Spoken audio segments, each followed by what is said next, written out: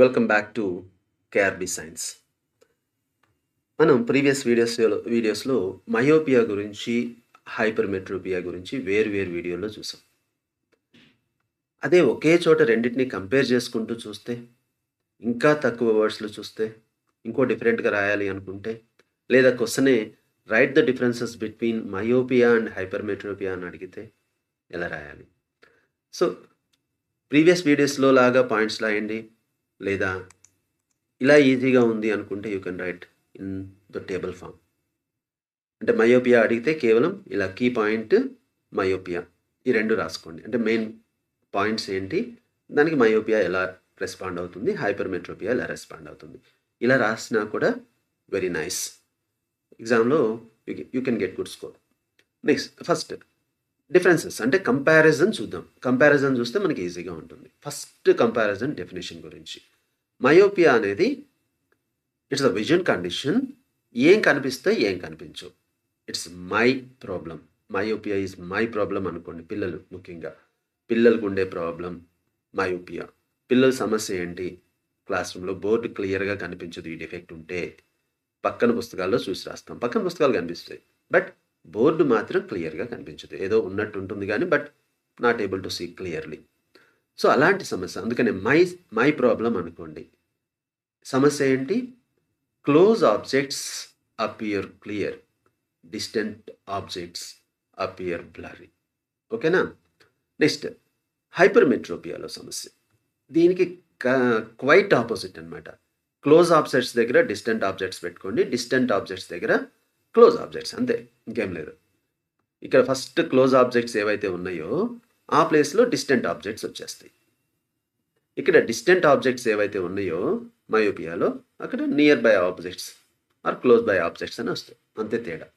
అంటే దూరంగా ఉన్నవి కనిపిస్తాయి సీన్ క్లియర్లీ, బస్సుల మీదవి, బోర్డు క్లియర్గా ఉంటుంది, సినిమా క్లియర్గా చూడొచ్చు, టీవీ క్లియర్గా చూడొచ్చు, బట్ నియర్ ఆబ్జెక్ట్స్ పుస్తకం చదవమంటే కనపడదు. Quite opposite myopia and hypermetropia. వీటిలో ఉండే పాయింట్ని ఏమంటాము? ఈ డిఫెక్ట్ ఉన్న వాళ్ళకి ఏం పాయింట్ ఉంటుంది? A person with this effect has the far point, సరిపోతుంది. అలాగే హైపర్మెట్రోపియా ఉన్న వాళ్ళకి ఏమవుతుంది? A person with this defect has near point. So far point ఎక్కడ ఉంటుంది?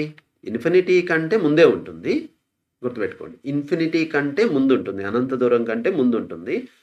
నియర్ పాయింట్ ఎక్కడ ఉంటుంది? 25 సెంటీమీటర్స్ కంటే అవతలు ఉంటుంది. 25 సెంటీమీటర్స్ అనేది least distant of distinct vision, స్పష్ట దృష్టి కనిష్ట దూరం. దానికంటే పైన ఉంటుంది, అంటే మోర్ దెన్ 25. ఇది less than infinity. Next place of image. Image ఎక్కడ ఫామ్ అవుతుంది? Image is formed in front of retina. Retina కంటే ముందే పడుతుంది, గుర్తుపెట్టుకోండి. ఏది? మయోపియక్ ప్రాబ్లంలో డయాగ్రామ్లో చూడండి, రెటీనా రెడ్ పాయింట్ వచ్చేసి రెటీనా దానికంటే ముందే ఉంది. అదే హైపర్మెట్రోపియాలో image of close object, image of a close by object is formed behind the retina. Retina కంటే వెనక వైపున పడుతుంది, అంటే రెటీనా మీద ఉండదు, దూరంగా వెళ్ళిపోతుంది. This is the place. కారణాలు ఏంటి? What is the cause? Excessive curvature of the eye lens. This is the one reason. Eye lens curvature ఎక్కువ అవ్వడం వల్ల ఫోకల్ లెంగ్త్ తగ్గిపోతుంది, అప్పుడు ఫోకల్ పాయింట్ దగ్గరగా పడుతుంది, కాబట్టి ఈ ప్రాబ్లం వస్తుంది. Elongation of eyeball. Eyeball size పెరిగింది అనుకోండి, ఫోకల్ లెంగ్త్ ఐలెన్స్ అంతా బాగానే ఉంది, బట్ ఐబాల్ సైజ్ పెరిగింది. సో ఫోకల్ పాయింట్ మారదు, అంటే రెటీనా పాయింట్ ఎక్కడైతే ఉందో అక్కడే ఉంటుంది యాక్చువల్గా. బాల్ సైజ్ ఎప్పుడైతే పెరుగుతుందో ఈ పాయింట్ ముందుకున్నట్టు ఉంటుంది.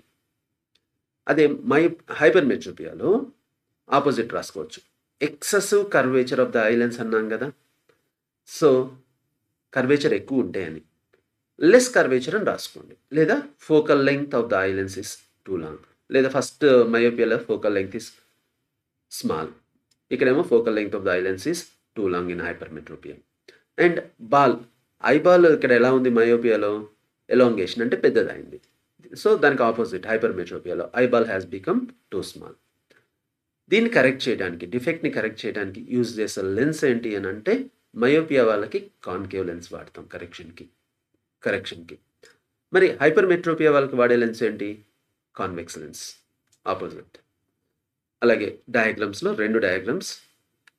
డిఫెక్ట్ ఆఫ్ ఐ డయాగ్రామ్ వచ్చేసి ఒకటి దీంట్లో అంటే ఇమేజ్ అనేది రెటీనా కంటే ముందు పడేటట్టుగా ఎక్కడి నుంచి అనేది చూడండి. దూరం నుంచి వచ్చే ఆబ్జెక్ట్.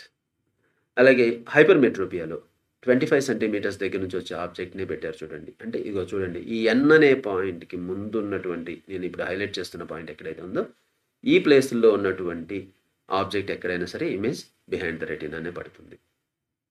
ఇది డిఫెక్ట్ ఉన్నది. కరెక్షన్ డయాగ్రామ్ ఏంటి? సో, దూరం నుంచి వచ్చే ఆబ్జెక్టే మధ్యలో వాడే లెన్స్ కాన్కేవ్ లెన్స్. దానివల్ల image can be bring back on to the retina. అదే హైపర్‌మెట్రోపియాలో కాన్వెక్స్ లెన్స్ వాడతారు. సో, ఎక్కడి నుంచి తీసుకున్నారు? ఆబ్జెక్ట్ వచ్చేసి least distance of distant vision దగ్గర తీసుకున్నారు. దానివల్ల ఏం జరుగుతుంది అనంటే ఇమేజ్ వచ్చేసి కాన్వెక్స్ లెన్స్ వాడటం వల్ల can be bring back on to the retina. So, మీరు ఇలా కంపారిజన్‌గా చదువుకోండి. ఏమేం పాయింట్లు రాయాలి అనేది కూడా మనం క్లియర్‌గా చూసుకోండి. చూసుకుంటే మనకి ఆన్సర్స్ అంటే మార్క్స్ అనేవి ఈజీగా మనం స్కోర్ చేయగలుగుతాం. ఓకేనా? ఈ వీడియో మీకు బాగా నచ్చింది అనుకుంటాను. ఎందుకంటే కంపారిజన్ కాబట్టి పోల్చుకుంటా ఈజీగా రాయొచ్చు. మళ్ళీ ఇంకొకసారి చెప్తున్నాను పిల్లలకి, ముఖ్యంగా పిల్లలకి it is my problem. It is my problem. అంటే పిల్లలకు ఉండే ప్రాబ్లమ్ మయోపియా. అది గుర్తుపెట్టుకోండి. అంటే మీకుండే ప్రాబ్లమ్ జనరల్‌గా ఈ ఏజ్‌లో ఉండే ప్రాబ్లమ్ బోర్డ్ సరిగ్గా కనిపించదు. పుస్తకం బాగానే కనిపిస్తుంది. పుస్తకంలో ఉన్నవి బాగానే కనిపిస్తాయి. బోర్డ్ మీద రాసేవి కనిపించవు. సో, ఇలాంటివి అంటే దగ్గరగా ఉన్నవి కనిపిస్తాయి. దూరంగా ఉన్నవి కనిపించవు. బ్లర్‌గా ఉంటాయి అని చెప్పే ప్రాబ్లమ్ మయోపియా. సో, దీన్ని బేస్ చేసుకొని కంపేర్ చేసుకుంటూ చదువుకోండి. You will get good score in the examination. All the best for your examinations. Thank you for watching this video. If you like this video, share it and subscribe my channel KRB Science. Thank you for watching.